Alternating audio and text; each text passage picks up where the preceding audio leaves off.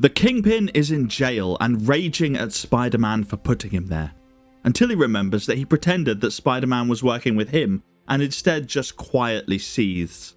As the man in the cell opposite, who made fun of his wife last issue, mocks Kingpin's predicament, Kingpin sets to work on escaping, grasping the bars of his cell in anger, but secretly twisting them. We're reading every Spider-Man ever, and this is The Amazing Spider-Man issue 70, Spider-Man Wanted. Spider-Man is swinging around New York, holding the tablet that he helped to secure in the last issue. He thought that he'd done the right thing, but because of Kingpin telling everyone that they were working together, the police are hunting for Spider-Man. To prove this point, a cop shoots at Spidey until our hero swings down and knocks the gun from out of his hand.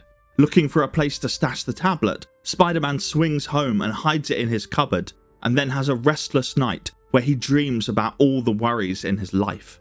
At college the next day, Peter is confronted by Gwen Stacy, angry that Peter seemed to have disappeared when things got rough, that maybe he is the coward that everybody thinks he is, and that Gwen is stupid for loving him.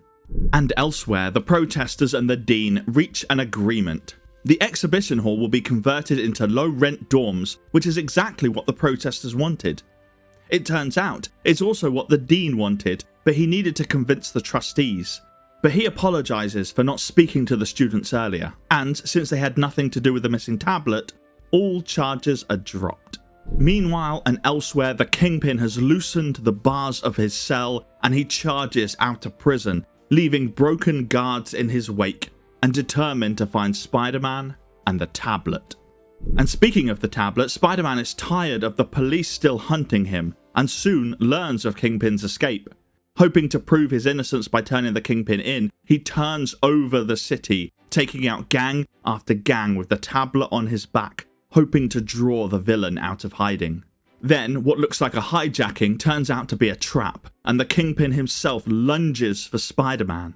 Spider-Man is easily able to take on the Kingpin, especially since they're out in the open, but his victory is interrupted by a car pulling up.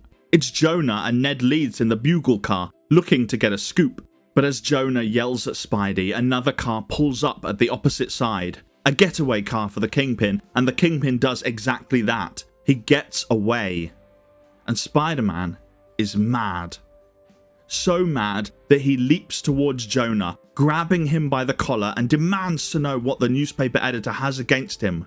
Why does Jonah hate him for no reason? But Jonah can't answer, because he passes out. And Ned Leeds can't feel a pulse. Spider-Man flees, terrified that he's gone too far, that he's lost everything.